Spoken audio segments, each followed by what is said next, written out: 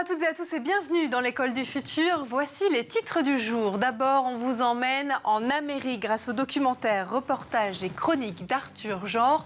On découvre son portrait dans un instant. Mais d'abord, elle a une idée derrière la tech. C'est Jeanne Dreyfus qui est avec nous aujourd'hui. Bonjour Jeanne. Bonjour Philippine. Jeanne, avec vous, on va pas en Amérique, on va prendre le métro direction le futur puisque vous nous parlez d'un projet d'extension du réseau parisien du Grand Paris Express. Oui, parce que notamment jusqu'en juin 2024, eh bien, on peut voir à la Cité de l'Architecture les différents projets lauréats pour la construction des futures 68 gares qui prendront naissance dans la région parisienne. On découvre ça tout à l'heure. On a hâte. Et puis juste avant, vous le savez, le verdict est sans appel. Le choc PISA n'a toujours pas eu lieu en France. C'est ce que révèlent en tout cas les résultats du dernier classement international publié le 5 décembre dernier. Alors comment en est-on arrivé là et surtout quelles sont les solutions pour améliorer notre système éducatif? On pose la question à notre invité Étienne Porges. Bonjour Étienne. Bonjour Philippine. Je rappelle que vous êtes le cofondateur des Sherpas et on va débattre des annonces de Gabriel Attal dans un instant, juste après le focus. Beaucoup l'ont découvert chez nos confrères de TMC sur Quotidien. Arthur Genre a lancé dès 2015 sa chaîne YouTube consacrée à l'histoire et à la culture américaine. Une chaîne qui rencontre un franc succès avec plus de 142 000 abonnés. Un succès qui nous est raconté aujourd'hui par Xavier Terrade. Je me présente, je suis Arthur Genre et sur ma chaîne YouTube, je parle d'histoire et de culture américaine. Donc si ça vous intéresse, abonnez-vous et n'hésitez pas à me suivre sur les réseaux sociaux. Avant de se faire embaucher comme journaliste pour Quotidien sur TMC, Arthur Genre a étudié et travaillé entre 2018 et 2020 aux États-Unis. Une destination qui l'intéressait particulièrement, à tel point que dès 2015, le jeune homme a lancé sa chaîne YouTube consacrée à l'histoire des États-Unis et à sa culture. Une chaîne qui a 8 années plus tard, plus de 142 000 abonnés. Le jeune homme y avait donné notamment des clés pour mieux comprendre l'élection présidentielle américaine. Mais à chaque fois, les étrangers ont un petit peu de mal à comprendre le système américain. En 2016 par exemple, Hillary Clinton a perdu les élections alors qu'elle avait plus de voix que Donald Trump. Ça a laissé le monde un peu perplexe. Et pourtant, c'est tout simplement comme ça que fonctionne le système américain. Je vous explique tout. Après avoir débuté avec des vidéos d'un format allant de 15 à 30 minutes, Arthur Genre a plus récemment explosé les compteurs en offrant à ses fans des vidéos plus longues, entre 40 et 50 minutes. C'est notamment le cas de sa vidéo sur la mafia. Sa vraie histoire du parrain a été vue plus de 563 000 fois, son plus grand succès à ce jour. La mafia que l'on connaît aujourd'hui s'est développée en Sicile au milieu du 19e siècle, alors que la région était très instable politiquement suite à l'unification de l'Italie. À la base, c'était des sortes de milices privées engagées par les plus riches pour protéger leurs terres face aux nombreuses révoltes des paysans. La mafia sicilienne s'appelle la Cosa Nostra, notre chose ou ce qui est à nous, un nom que l'on ignorait encore à l'époque et que l'on va découvrir bien plus tard. MTV, Disney, le 11 septembre, les armes, mais aussi l'emblème du burger et le développement des fast-foods, rien ne lui échappe. Le fast-food a donc été une révolution qui raconte bien plus qu'une simple histoire de burger. C'est une institution qui a transformé la culture américaine, son économie et même ses paysages. Aujourd'hui, je vous raconte la folle histoire des fast-foods, un réel symbole des États-Unis pour lequel les Américains ressentent autant de fierté que de honte. Des contenus qu'Arthur Genre partage aussi parfois sur TikTok, mais dans un format beaucoup plus court. Allez, autre chose à présent. L'OCDE a publié, vous le savez, le 5 décembre dernier, les résultats PISA, une enquête qui évalue les compétences des élèves de 15 ans, et ce, dans le monde entier. Et les résultats sont malheureusement dramatiques. Le niveau scolaire des petits Français est en baisse et les inégalités en hausse à l'école. Alors, qu'en pense notre invité? Justement, on va lui poser la question dans la première partie du talk. Et aujourd'hui, à nos côtés pour en parler, Étienne Porges, cofondateur des Sherpas. PISA, en quelques mots, Étienne, pour rappeler à nos téléspectateurs, c'est ce test qui sont tous les 3 ans les performances des élèves en compréhension de l'écrit, en sciences, mais surtout en mathématiques cette année. C'est un test qui sert de référence au gouvernement, mais depuis de trop nombreuses années, le niveau scolaire des élèves français est en baisse et cela inquiète beaucoup de monde, y compris les politiques. Quelle a été votre première impression face à la publication de ces résultats? Je dirais que ce n'est pas une surprise. D'abord parce qu'il y a un effet Covid qui a été marqué dans tous les grands pays développés. Il faut quand même rappeler en regardant les résultats qu'on n'est pas les seuls pays à baisser. Maintenant, c'est clair que en fait, on est sur une suite de tests PISA où on baisse. Et donc forcément, ça pose des questions sur notre modèle éducatif. Qu'est-ce qu'on a fait pour en arriver là, selon vous ? Je pense qu'on a un système éducatif, une institution éducation nationale qui n'a peut-être pas assez évolué dans le temps. Il y a des efforts, il y a des réformes qui ont été mises en œuvre, mais aujourd'hui, c'est un petit peu, je pense, le sens de l'action du gouvernement et des annonces qui ont été faites par Gabriel Attal. On se rend compte que là, il faut sonner la mobilisation générale et qu'il y a besoin de grandes évolutions pour avancer. Parce que le monde change et si l'école ne change pas, ça pose des questions sur la suite et sur l'avenir de tous les élèves de France. Le fameux système à 2 vitesses. Alors vous l'avez dit, les résultats de l'étude PISA de l'OCDE ne sont pas bons. Pour Gabriel Attal, le ministre de l'Éducation nationale, il tombe à point nommé pour mettre en œuvre ce qu'il appelle sa feuille de route pour l'école, le collège et le lycée. Parmi les pistes évoquées par le ministre de l'Éducation, l'instauration de groupes de niveau et le retour au redoublement. Qu'est-ce que vous en pensez, Étienne ? Je pense que en fait, c'est intéressant, toute l'orientation adoptée par la réforme, ça revient un petit peu à une nouvelle personnalisation des parcours, en fait. On se rend compte que, finalement, tous les élèves sont différents. En tout cas, peut-être qu'on se le rappelle par rapport à ce qui avait pu être fait avant. Et là, effectivement, on va avoir à la fois de la personnalisation, par exemple, avec des classes de niveau. Et puis après, il y a le sujet du redoublement, sur lequel je vais nuancer un petit peu parce que c'est pas exactement la même chose. Pour ce qui est des classes de niveau, je pense que c'est une bonne chose parce que ça permet, en fait, on a essayé justement de ne pas avoir de classe de niveau pendant longtemps. On voit que finalement, les résultats sont pas forcément au rendez-vous. Donc, changer, ça me semble pertinent. D'autant plus, et c'est quand même la subtilité qui n'a pas forcément été beaucoup mis en avant dans les médias, c'est que les classes de niveau, elles n'ont pas vocation à être verrouillées. C'est-à-dire que si vous commencez par exemple dans la classe de niveau faible, après vous allez pouvoir changer et progresser en fait à votre rythme. Tout à fait. Donc en ce sens, c'est quelque chose qui, pour moi, permet vraiment de s'adapter à la réalité du niveau de chaque élève. Parce que des élèves, par exemple, qui sont en 6e, ont des difficultés sur des notions basiques de français ou de maths, vous n'allez pas leur apprendre la même chose, utiliser les mêmes méthodes versus des élèves qui vont être plus avancés. Et réciproquement. Il y a des niveaux par classe, en fait, c'est ça ? C'est ça, au sein d'une même classe, il y aurait des groupes de niveaux. Exactement. C'est-à-dire que, par exemple, vous êtes en 6e, vous allez avoir le niveau débutant en maths. Alors, je ne sais pas comment ils vont appeler les niveaux, ce n'est pas encore défini, mais admettons débutant, intermédiaire et confirmé. Et en fait, en fonction d'une évaluation en début d'année, on va vous assigner à une première classe. Et puis ensuite, en fonction de votre progression personnelle en tant qu'élève, vous allez pouvoir éventuellement changer en cours d'année. Ce que je veux dire, c'est est-ce qu'on peut être en confirmé en français et en nul en maths, par exemple, c'est ça ? De ce que j'ai compris, oui. C'est ça, et c'est d'ailleurs, Gabriel Attal le disait, Andreas Schleicher, le père de l'étude PISA, qui recommande lui-même l'organisation de ces groupes sur les disciplines fondamentales. Exactement. Notamment. Il veut s'inspirer des exemples de la Suisse, de la Suède et du Danemark, qui sont quand même un peu mieux placés dans l'étude de l'OCDE. On parlait aussi du redoublement. La grande nouveauté, ce n'est plus que les parents vont avoir le dernier mot sur la décision de redoublement, mais bientôt les enseignants. Là, je dirais que le redoublement, c'est quelque chose de plus complexe. Parce qu'en fait, il y a une vraie notion de cas particulier et de comment l'élève va accueillir la décision de redoublement. Et il y a un autre sujet qui est, si c'est pour redoubler, pour refaire la même chose, et repasser une année finalement sans changement, bof. Là, ce qui est intéressant, dans ce qui a été annoncé par la réforme et par le ministre de l'Éducation nationale, c'est que notamment en classe de 3e, ils veulent qu'il y ait un vrai SAS avec le brevet. Si vous n'avez pas le brevet, vous allez faire une année intermédiaire entre la 3e et la seconde. Et ça, je trouve que c'est une bonne idée, parce que c'est pas un redoublement bête et méchant, mais en gros, on se dit que, et ça c'est vrai, le savoir est pyramidal. Si vous avez des lacunes et qu'on vous laisse passer, en fait, vous allez encore moins bien apprendre l'année d'après, et ainsi de suite, et ça va faire un effet boule de neige, où en fait, vous accumulez des grosses lacunes, et on se retrouve avec en fait un niveau qui baisse. Là, l'idée, c'est de se dire, bon, on va pas laisser passer dans le lycée des élèves qui n'ont pas le niveau, et s'il y en a qui en ont besoin, pour qu'un éventuel redoublement soit intelligent, on se donne une année tampon. Je trouve que c'est quelque chose qui n'avait pas été tenté jusqu'ici et ça se défend. Ça se défend. Alors certains sur le sujet du redoublement, mais aussi de ces groupes de niveau, disent dans les médias, prennent la parole en disant oui mais attendez, on ne cesse de comparer les élèves entre eux. Est-ce que le sujet c'est pas ça, c'est moi je suis plus fort qu'un tel, je suis moins fort qu'un tel. Il y a une différence d'âge aussi dans le cadre de redoublement. Ce à quoi vous répondez que non, on n'a qu'à essayer. Je pense qu'effectivement, le redoublement, en fait, en fonction de la classe et en fait, du niveau de maturité de l'élève, n'aura pas les mêmes conséquences. Après, il y a de nombreuses études qui sont en faveur du redoublement, d'autres qui sont en défaveur du redoublement.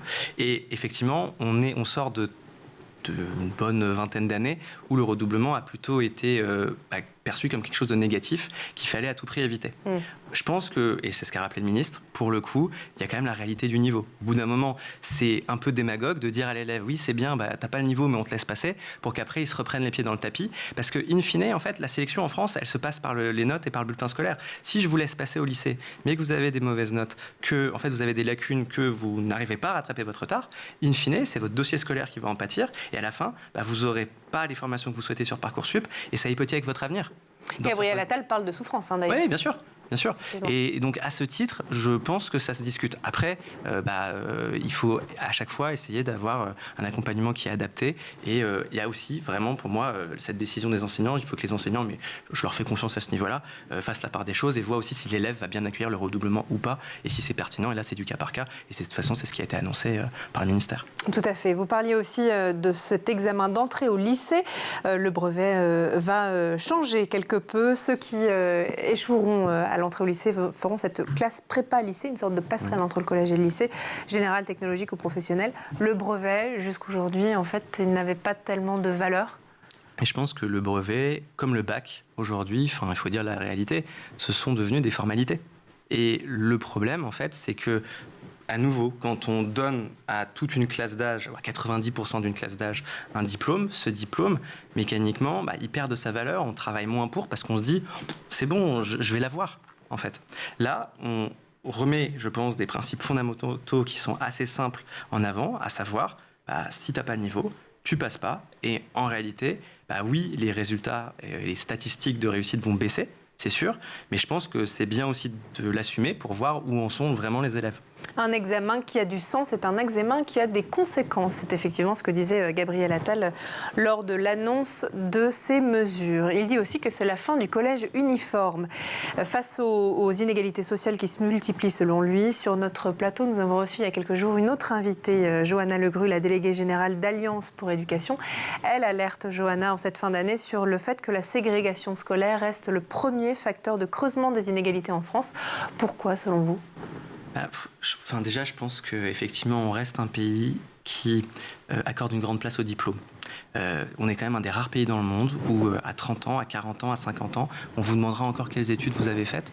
Et on vous jugera et on se fera une opinion de vous en se fondant sur les performances qui étaient les vôtres à un DS de maths quand vous aviez même pas 20 ans. C'est un peu absurde, mais en même temps, ça reste une réalité aujourd'hui. Et je pense que, oui, il y a un vrai fond de vérité. Et d'ailleurs, on a fait une étude avec l'IFOP en juin avec les Sherpas. Et les 2/3 des parents d'enfants scolarisés au collège ou au supérieur estiment qu'aujourd'hui, le système scolaire, en fait, ne respecte pas et ne crée pas une égalité des chances. Et est plutôt reproducteur d'inégalités. Donc oui, je partage. Et bien justement, on va continuer à en parler, Étienne, ensemble. Juste après, on va faire un tour du côté de la Planète Tech d'abord. Images, vidéo, c'est le Zap et c'est l'œil d'Edouard Deniau.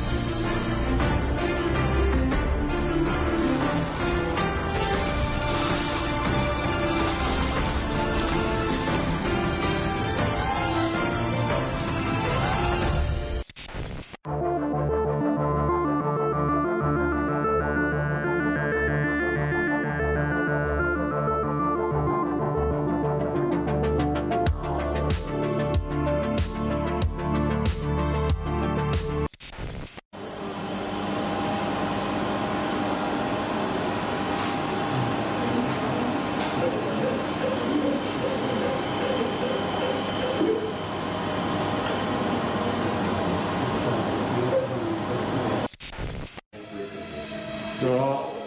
Alright, where am I going? Okay. Land it in this square. I'm not sure how to get it down to the floor. They can press the button and angle down. You gotta make sure you're standing.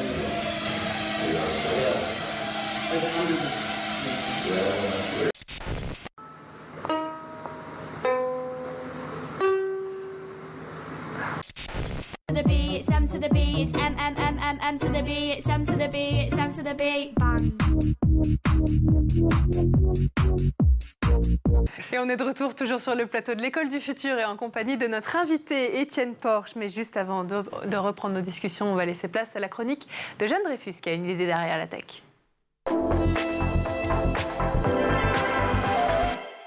Jeanne, on prend la direction du métro 2030. Actuellement, la Cité du patrimoine à Paris nous plonge au cœur de l'aventure du Grand Paris Express qui signe l'extension du métro du territoire francilien. C'est ça, où il en est question d'art ferroviaire. Exactement. Quand on arrive à l'ancien musée des Monuments Nationaux, on est accueilli par une roue de 8 mètres de haut qui pèse 69 tonnes. C'est une roue de coupe, en fait, d'un des 23 tunneliers qui ont creusé les tunnels du futur métro francilien dit Grand Paris Express. Et c'est l'occasion pour le musée de nous faire embarquer pour un voyage au cœur de l'histoire des transports en commun. Allez, je vais vous le faire en mode chef de gare. Mesdames et messieurs, bienvenue à bord du premier omnibus attraction animale et à galerie impériale qui a donné aux Français le goût du transport en commun. Inspiré Fulgence, bienvenue, qui muni de son seul bras n'en a pas moins transformé la vie des Parisiens avec le métro. Prenez place dans votre wagon Sprague Thompson, seconde classe mais résolument classe tout de même. Allez, terminus, on descend. Alors, à ceux qui se plaignent des travaux d'Hidalgo, je peux vous le dire, eh bien, vous êtes des petits joueurs. Parce qu'en effet, 30 ans à peine, après les titanesques transformations d'Haussmann qui avait fait de Paris un chantier à échelle urbaine, les travaux du métropolitain commençaient en 1898 et ce, pour plusieurs décennies. Vous nous parlez d'art aussi dans cette exposition, Jeanne. Absolument. Et ce qui est intéressant, en fait, à la Cité, et notamment au gré du catalogue de l'exposition, eh bien, c'est qu'on va découvrir différents exemples de métro, de stations, d'infrastructures dans le monde entier qui vont montrer à quel point les projets ont rivalisé en matière de prouesse et d'inventivité tout autour de la planète. Que ce soit le métro suspendu de Wuppertal en Allemagne qui avait été construit à l'aube du XXe siècle, que ce soit la station cathédrale d'Aubert à Paris avec ses boutiques 70s aux airs psychédéliques ou jusqu'à l'incroyable entrée du tunnel d'Öresund en Suède avec ses formes brutalistes et modernistes, eh bien c'est toujours une histoire visuelle qui s'y joue au croisement de l'ingénierie et de l'architecture où la forme suit la fonction et va toujours plus loin au gré des progrès technologiques. Alors on retourne à Paris, qu'en est-il du Grand Paris Express ? Alors le Grand Paris Express, eh bien, il veut dépasser déjà la conception d'un Paris construit autour de la notion de centre et de périphérie. Donc c'est le plus grand chantier d'Europe actuellement. On voit dans l'expo une vidéo de ce chantier pharaonique. C'est 200 km de rails, c'est 23 tunneliers géants mis à contribution, c'est 68 nouvelles gares sur tout le territoire francilien. Et pour chacune d'entre elles, ce qui est assez intéressant, c'est qu'ils ont choisi un architecte couplé avec un artiste contemporain, un plasticien. Donc, premier exemple de l'expo, eh bien, c'est la gare de Châtillon, signée David Trottin et Laurent Grasso. Laurent Grasso, c'est l'artiste, qui ont fait donc une gare dans un style pyranésien. C'est quoi ? Piranès, c'était cet artiste du 18e qui créait des perspectives complètement impossibles avec des escaliers partout. Et bien là, pareil, il y a un effet en fait d'égarement et un dynamisme qui va vers la descente, vers le métro, mais contrebalancé, on le voit ici, avec ce ciel en trompe-l'œil tourné vers l'extérieur et fait à partir d'une photographie de 800 mètres carrés sérigraphiée sur 2750 lames métalliques qui vont donner comme ça au métro des allures de palais baroque. Effectivement. Alors Jeanne, est-ce qu'en dehors des clins d'œil, comme vous nous les présentez depuis tout à l'heure, clin d'œil fait à l'histoire, la Société du Grand Paris a voulu explorer quelque part les problématiques un peu plus contemporaines ? Absolument. Il y a notamment une volonté écologique qui a été vraiment centrale au projet et comportait des architectes qui ont intégré des matériaux qu'on a pas vraiment l'habitude de voir dans les gares qui sont plutôt de style industriel et qui ont suivi la révolution industrielle. Dont notamment, par exemple, la station future de Saint-Denis-Pleyel, on le voit là, qui est toute entière vêtue de bois, matériaux rares dans les métros, avec des sculptures, on le voit à droite, de prunes nourries, qui sont des Vénus callipyges, qui comme ça traversent toute la verticalité du monument, dont on voit qu'il est empreint de lumière qui vient du ciel. Et, ou encore, par exemple, à la station du Kremlin-Bicêtre, là, on voit, il y a une sorte aussi de résil de bois au sommet, sur le toit, et sur les murs, il y a des hauts-reliefs d'Eva Jospin, dont on avait déjà parlé ici, qui évoquent les fouilles archéologiques qui ont été réalisées à l'occasion des travaux faits pour le Grand Paris Express. Et ces propositions artistiques, elles font écho à une véritable volonté de durabilité qui a présidé au chantier. Alors, on a utilisé du béton bas carbone à 90%.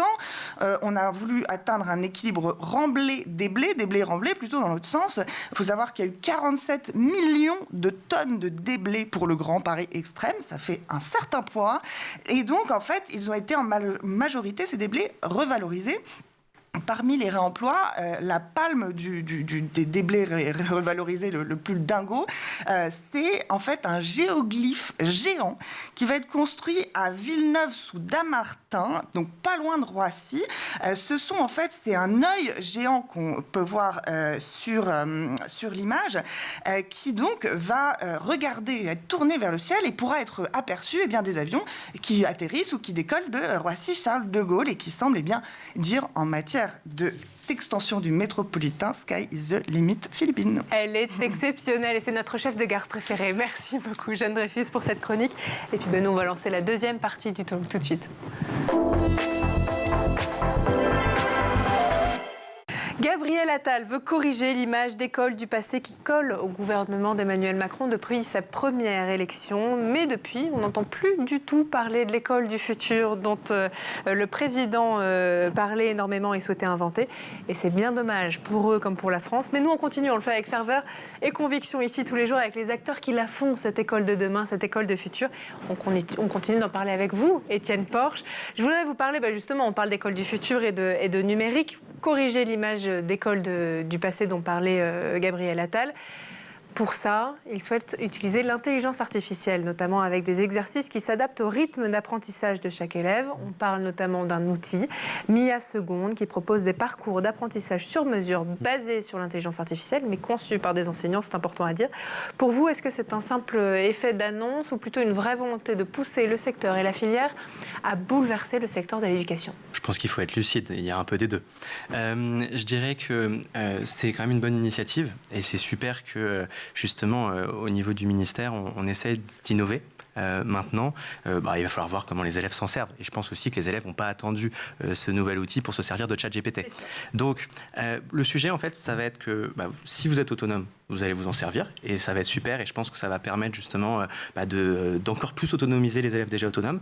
En revanche, ceux qui ne sont pas autonomes ou qui ne vont pas avoir l'appétence simplement pour se servir de l'outil, je pose la question de l'adoption. Mais dans tous les cas, pour moi, c'est quand même une bonne initiative. À voir ce que ça va donner dans les faits. On n'a pas encore vu l'outil non plus. Donc voilà, j'ai hâte de voir ce que ça va donner. Le secteur EdTech, c'est un secteur qui est quand même assez paradoxal, où on voit tous les jours, tous les mois, plein de startups se monter avec des vraies propositions, des vraies volontés, mais très rapidement aussi, de vraies difficultés à rentrer sur le marché et surtout à monétiser. On n'a pas entendu d'annonce non plus de Gabriel Attal sur le salon de l'éducation Educatech il y a quelques semaines. Bonne, mauvaise augure, pas d'avis? Je pense que oui, en fait, on est un pays, alors en tout cas en France, où l'éducation est perçue comme quelque chose de gratuit, et c'est quelque chose qui est très profondément ancré chez tous les Français, mais en même temps, effectivement, ça a un coût. Et aujourd'hui, on se rend compte quand même qu'il va y avoir besoin d'investir dans l'avenir de nos enfants, dans l'avenir de la jeunesse. Et clairement, oui, il va falloir voir un petit peu ce que ça donne, mais on ne va pas pouvoir, je pense, faire l'impasse sur des investissements conséquents et à voir comment on les flèche dans les prochaines années. Un autre sujet qui anime aussi le secteur de l'éducation en ce moment, nombreux sont les invités d'ailleurs qu'on reçoit ici sur le plateau de l'École du Futur et qui souhaitent transmettre aux jeunes la connaissance de soi et des autres, la découverte du monde professionnel et de sa diversité, et puis aussi les vrais sujets de bien-être, dans le but de développer leur confiance en eux et de travailler un vrai projet professionnel pour éviter ce qu'on appelle les orientations subies, parce que c'est encore trop le cas aujourd'hui en France, Étienne. La réforme du bac qui a été faite dans les dernières années à essayer de corriger ces orientations subies. Parce qu'à l'époque, en fait, tout le monde faisait bac scientifique parce que c'était la voie royale. Et puis après, globalement, c'était un peu advienne que pourra. Le problème, en fait, et c'est quelque chose... en fait, on a fait un peu la réforme à moitié. C'est-à-dire que pour moi, oui, il y a maintenant les spécialités, on peut customiser, en fait, les parcours. Mais en même temps, il y a un problème d'accès à l'information, à mon sens, par rapport, en fait, à quelles sont les spécialités attendues dans le supérieur. Alors, Gabriel Attal l'a aussi souligné. Sur ça, on va être raccord aussi parce que, globalement, vous prenez une spécialité quand vous êtes lycéen, en seconde ou en première. Si vous savez pas trop en fait les portes que ça vous ouvre et les portes que ça vous ferme derrière, vous vous retrouvez en terminale, effectivement, à faire une orientation subie et pas choisie. Et à côté de ça, c'est vrai que la réforme du bac, elle pousse aussi donc à voir l'importance du dossier scolaire. C'est-à-dire que je l'ai dit tout à l'heure, mais le bac est devenu une formalité. Ce qui compte aujourd'hui, bien sûr, il y a le contrôle continu, mais plus largement, en fait, c'est le fait que ce contrôle continu constitue le dossier scolaire qui est regardé dans Parcoursup. Et donc, cette régularité, le fait qu'on fasse des progrès, tout ça, en fait, ça impacte la moulinette de l'algorithme Parcoursup qui reste quand même un peu opaque. Et c'est aussi ce qui reste reproché globalement aujourd'hui au système. C'est difficile à comprendre pour les élèves, oui. Effectivement. Si on se tourne peut-être outre-Manche, vers l'Angleterre, là-bas, quand on apply, quand on postule à des... Merci, à des... on va y arriver, excusez-moi. Quand on postule à des universités, des études supérieures, le vrai sujet, c'est pas tellement le bulletin scolaire, c'est pas tellement les matières qu'on choisit, c'est avant tout, surtout, sa personnalité. Ce qu'on fait, les activités extrascolaires, le sport, les engagements. Est-ce qu'il n'est pas là aussi le sujet que l'éducation nationale doit prendre en main ? Je pense que oui. Je pense que en fait, toute cette dimension, ce qu'il y a autour des cours, elle est importante. Après, on pourrait aussi vous répondre que si vous avez, entre guillemets, une vie passionnante en dehors des cours, c'est parce que vous en avez les moyens. Et donc, c'est aussi ça, un petit peu le problème en termes d'égalité et de justice sociale.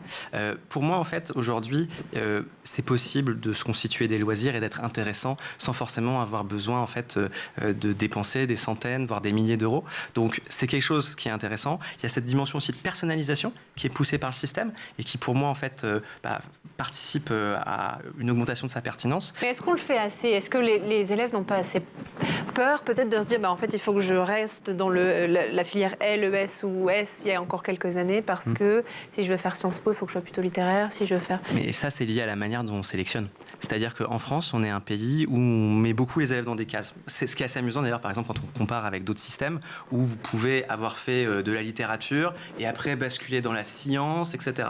Alors qu'en France, on va dire, par exemple, t'es pas bon en maths, c'est fini, tu feras pas d'études scientifiques.